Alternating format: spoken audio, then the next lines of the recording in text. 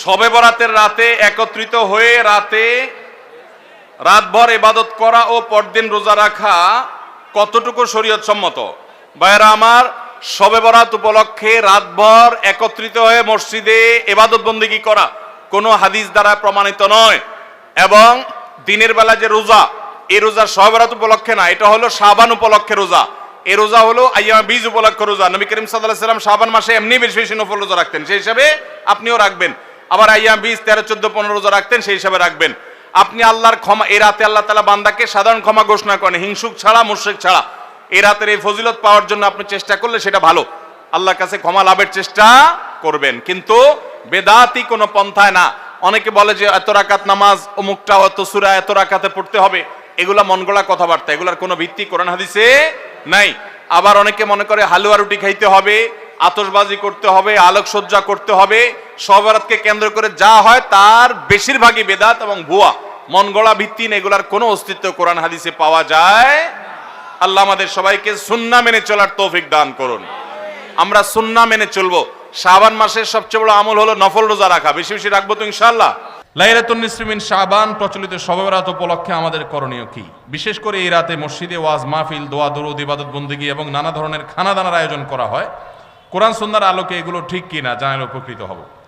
ভাইরা আমার, লাইলাতুন নিসফি মিন শাবান, যেটাকে আমরা শবে বরাত বলি, এই লাইলাতুন নিসফি মিন শাবানে আল্লাহ তাআলা হিংসুক এবং মুশরিক ছাড়া বাকি মানুষদেরকে, বাকি মুসলমানদেরকে আল্লাহ তাআলা সাধারণ ক্ষমা ঘোষণা করেন মর্মে একটা হাদিস আছে। এছাড়া আরো বেশ কিছু হাদিস আছে যেগুলোর কোনো না অনেকগুলো সনদের মধ্যে কিছুটা দুর্বলতা আছে, কিন্তু মোটের পরে এ রাতের ফজিলত সুসাব্যস্ত এবং প্রমাণিত। কিন্তু এর মানে এই নয় যে এই রাতকে কেন্দ্র করে আমরা যা করি আমাদের দেশে তার সব সঠিক। আমাদের দেশে লাইলাতুল বরাতে মানুষের যে ভিড় মসজিদগুলোতে, এটা তো ভালো জিনিস যে মানুষ মসজিদে আসছে, কিন্তু অন্যদিন না এসে এই রাতে বেশি আসার কারণটা কি? লাইলাতুল কদর বেশি ফজিলতপূর্ণ নাকি এই রাত বেশি ফজিলতপূর্ণ? লাইলাতুল কদরের সাথে কোনো তুলনা চলবে? সেই রাতে মানুষ কি এত বেশি ইবাদতের চেষ্টা করে? তাহলে এই রাতে এত বেশি চেষ্টার রহস্যটা কোথায়? রহস্য হলো আমাদের দেশে মানুষ মনে করে যে এই রাতে ভাগ্য ঠিক হয়, অতএব সারা বছর যাই করি না করি এই একটা রাত মসজিদে গিয়া আল্লাহ বিল্লাহ করে যদি সারা বছরের ভাগ্যটা ঠিকঠাক করা যায়, এরপর আর মসজিদে যায় কেনা। এই চালাকি করলে কি ভাগ্য ঠিক হয়ে যাবে? ভাইরা আমার, লাইলাতুন নিসফি মিন শাবানকে কেন্দ্র করে বহুবিধ বিদআত, বহুবিধ বাড়াবাড়ি, বহুবিধ কুসংস্কার আমাদের সমাজে আছে। এক সময় তো প্রচুর পরিমাণ পটকা ফুটাফাটি চলতো। আলহামদুলিল্লাহ, প্রশাসনের ভাইয়েরা প্রতি বছর নিষেধাজ্ঞা আরোপ করেন এবং এটা অনেকটা কমেছে, যেটা আমাদের নিরাপত্তা হুমকির মধ্যে আমাদেরকে ফেলে। দিনের নামে আমরা কখনো সেগুলো করতে পারি না। অনেক মসজিদে আলোকসজ্জা করা হয়, আলোকসজ্জা তো আপনি এমনিই করেন সারা বছর, কিন্তু এই রাতকে কেন্দ্র করে আলাদা করে আলোকসজ্জা করা, এই রাতকে কেন্দ্র করে ওই যে হালুয়া রুটি খাওয়ার একটা ব্যাপার এখনো আমাদের দেশে কোথাও কোথাও আছে। অনেকে মনে করে নবীজির দাঁত মোবারক শহীদ হয়েছেন উহুদের ময়দানে, তো তিনি হালুয়া খাইছেন, সেজন্য আমরা ভালো দাঁতে হালুয়া খাই। নবীজির দাঁত ভাঙে হালুয়া খাইছেন, আমাদের আস্ত দাঁতে আমরা কি খাই? হালুয়া খাই। আপনার বাপের ঠ্যাং ভেঙে গেছে, উনি একটা লাঠি দিয়া খোড়ায় খোড়ায় হাঁটে, আপনার আস্ত ভালো দুইটা ঠ্যাং আছে, আপনি বাপের মহব্বতে বলছেন বাবা তোমার পাওটা ভেঙে গেছে, সেই মহব্বতে আমি আমার ভালো পাও নিয়ে লাঠি দিয়ে আমি খোড়ায় খোড়ায় হাঁটতেছি। কি বলেন? বাপ খুশি হবে? খুশি হবে? বলবে এটা তো বেয়াদবি, তামাশা করতেছো আমার সাথে, আমার ভেঙাইতেছো। নবীজি সাল্লাল্লাহু আলাইহি সাল্লাম দাঁত মোবারক শহীদ হয়েছে বাতিলের বিরুদ্ধে জিহাদ করতে গিয়ে। আপনি বাতিলের সাথে আঁতাত করবেন আর হালুয়া খায়া নবীজির সুন্নাত আদায় করবেন, এর চেয়ে বড় হাস্যকর জিনিস আর হতে পারে না। অতএব সব ধরনের বাড়াবাড়ি কুসংস্কার আমাদের বন্ধ করতে হবে।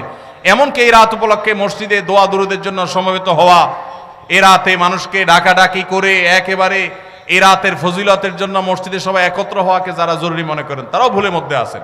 ব্যক্তিগত ইবাদতে আল্লাহর ক্ষমা পাওয়ার জন্য চেষ্টা করতে পারেন, সেটা ভিন্ন বিষয়। আল্লাহ আমাদেরকে বুঝার তৌফিক দান করুন। ভাইরা আমার, শবে বরাত অর্থাৎ মধ্য শাবানের যে রাত, লাইলাতুন নিসফি মিন শাবান, এই রাত সম্পর্কে বিভিন্ন হাদিস থেকে বোঝা যায় আল্লাহ রাব্বুল আলামিন মুশরিক, শিরকে লিপ্ত এবং হিংসুক, কারোর প্রতি হিংসা রাখে, এইরকম দুই ব্যক্তি ছাড়া বাকি যারা কারোর প্রতি হিংসা রাখে না, শিরকে লিপ্ত না, এই মানুষগুলোকে আল্লাহ তাআলা সাধারণ ক্ষমা ঘোষণা করেন।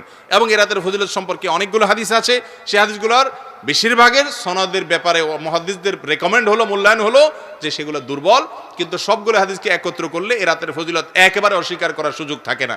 আবার আমরা এটাকে যেভাবে বছরের সবচেয়ে গুরুত্বপূর্ণ রাত বানিয়ে নিয়েছি সেটাও সঠিক না, কারণ বছরের ইবাদতের জন্য সবচেয়ে ফজিলতপূর্ণ রাত কোনটা?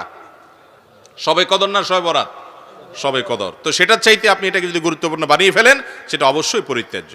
এরপরে প্রশ্ন হলো শাবান মাসের ফজিলত, করণীয় আমল, করণীয় হাদিসের আলোকে দয়া করে বলবেন। শাবান মাস সম্পর্কে আমাদের অনেক মানুষই জানেন না যে শাবান মাসটা এমন একটা মাস যেই মাসে বান্দার আমল আল্লাহর কাছে সারা বছরের আমলের হিসাব দেওয়া হয়, জমা দেওয়া হয়। নবী করিম সাল্লাল্লাহু আলাইহি সাল্লাম শাবান মাসে সবচেয়ে বেশি নফল রোজা রাখতেন। রমজানের পরে বছরের 2 মাসে বেশি নফল রোজা রাখতে হয়, একটা হলো মুহররম আরেকটা হলো শাবান।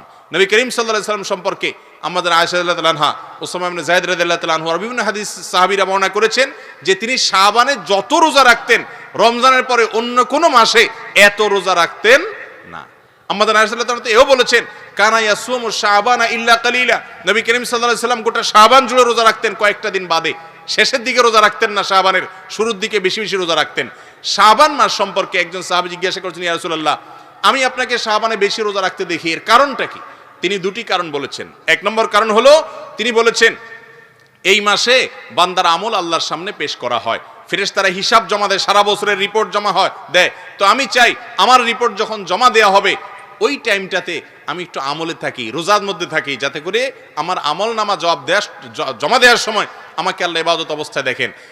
কেউ কোনো মালিকের ডিউটি করলে, মালিক হঠাৎ করে এসে গেছে ইনভেস্টিগেশনে বা সাইট ভিজিটে, ওই টাইমে যদি কর্মচারী বা কাজের লোকটা কাজে ব্যস্ত থাকেন, মালিক ওই অবস্থা দেখে তার কাছে ভালো লাগবে। এই জন্য শাবান মাস নবী করিম সাল্লাল্লাহু আলাইহি সাল্লাম নফল রোজা বেশি বেশি করে রাখতেন। বান্দার আমল নামা প্রাত্যহিকভাবে সকাল সন্ধ্যায় 2 বার জমা হয়, সাপ্তাহিকভাবে বৃহস্পতিবার জমা হয়, আর বাৎসরিকভাবে জমা হয় কখন? শাবান মাস। আর দ্বিতীয় কারণ হলো শাবান মাসে নবী করিম সাল্লাল্লাহু আলাইহি সাল্লাম বেশি বেশি রোজা রাখতেন। এর কারণ হলো এই মাসে মানুষ গাফেল থাকে, ওই যে রমজানের ব্যস্ততা, যে রমজান আসলে তো ইবাদত করবই, এই জন্য আগে থেকে আর করে না। রজব মাস সম্মানিত মাস, রমজান মাস শ্রেষ্ঠ মাস, মাঝখান দিয়ে এই মাসটা গাফেল থাকে। তো নবী করিম সাল্লাল্লাহু আলাইহি ওয়াসাল্লাম এই মাসে বেশি বেশি নফল রোজা রাখতেন। এই জন্য শাবান মাসের শ্রেষ্ঠ আমল হলো কি করা? নফল রোজা রাখা। 2-4টা করে শুরুর দিক থেকে রাখার চেষ্টা করতে হবে। আল্লাহ আমাদেরকে আমলের তৌফিক দান করুন। এরপরে প্রশ্ন হলো রাসূল আকরাম সাল্লাল্লাহু আলাইহি ওয়াসাল্লাম রুকু সিজদায় কয়টা দোয়া পড়তেন এবং সেগুলো কি? ভাই, রুকুতে সুবহান রাব্বিয়াল আযীম আর সিজদায় সুবহান রাব্বিয়াল আলা, এই 2টা দোয়াই আমাদের মুখস্থ।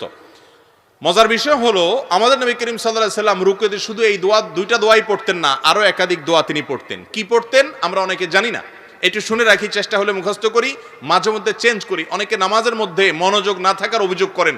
নামাজে মনোযোগ আনার একটা বুদ্ধি হলো রুকু এবং সিজদার তাসবিহগুলা, বৈঠকের যে দোয়াগুলা, দোয়া মাসুরের জায়গাতে, এখানে নবী করিম সাল্লাল্লাহু আলাইহি ওয়াসাল্লাম থেকে যে বিভিন্ন দোয়া আছে, মাঝে মধ্যে ভিন্ন কোনো দোয়া আপনি পড়ার চেষ্টা করেন, দেখবেন আপনার মনোযোগ আসবে। ওই অটোমেটিক সুবহান রাব্বিল আযীম সুবহান রাব্বিল আলা পড়তে এমন একটা অবস্থা হয়ে গেছে, ওইটা জেনে বুঝে আপনি পড়েন অথবা না বুঝেও পড়েন, গড়ে পড়া হয়ে যায়, গড় পড়তা। এই জন্য মাঝে মধ্যে অন্যটাও পড়বেন। আর কোনটা পড়বেন? রুকুতে সুবহান রাব্বিল আযীম, সিজদা সুবহান রাব্বিল আলার পাশাপাশি সুবহুন কুদ্দুসুন রব্বুল মালাইকাতি ওয়ার রূহ, সুবহুন কুদ্দুস রব্বুল মালাইকাতি ওয়ার রূহ, পবিত্রতা বর্ণনা করছি আল্লাহ রাব্বুল আলামিনের, যিনি ফেরেশতাদের রব পালনকর্তা এবং জিবরিলের পালনকর্তা। তো এইভাবে তাসবিহ পেশ করা, এটাও রুকু সিজদাতে সাবিত আছে। তারপর সুবহানাকাল্লাহুম্মা রব্বানা ওয়া বিহামদিকা আল্লাহুম্মা গফিরলি, সুবহানাকাল্লাহুম্মা রব্বানা ওয়া বিহামদিকা আল্লাহুম্মা গফিরলি, এই দোয়াটাও রুকু সিজদাতে নবী করিম সাল্লাল্লাহু আলাইহি ওয়াসাল্লাম পড়েছেন, যার অর্থ হলো পবিত্রতা বর্ণনা করছি তোমার, হে আল্লাহ তুমি আমার রব, তোমার প্রশংসা আমি জ্ঞাপন করছি, তুমি আমাকে ক্ষমা করো। দারুণ একটা দোয়া, রুকুতে সিজদাতে এটা পড়া যেতে পারে 2 বার 3 বার 5 বার, যতটুকু তৌফিক কুল্লা পড়বেন। সুবহানাকাল্লাহুম্মা রব্বানা ওয়া বিহামদিকা আল্লাহুম্মা গফিরলি, সুবহান রাব্বিল আযীম আলার সাথে এগুলা মিশ্রণ করেও পড়তে পারেন, শুধু আলাদা করে পড়তে পারেন। আরেকটা আছে সুবহানা দিল জাবারুতি ওয়াল মালাকুতি ওয়াল কিবরিয়াই ওয়াল আযমা, সুবহানা দিল জাবারুতি ওয়াল মালাকুতি ওয়াল কিবরিয়াই ওয়াল আযমা, এগুলা সবগুলাই রুকু এবং সিজদায় সুবহান রাব্বিল আযীম সুবহান রাব্বিল আলার পাশাপাশি পড়াটা সুন্নাত। আমরা শুধু একটা শিখছি ছোটবেলায়, ওইটা নিয়েই কবরে যাই।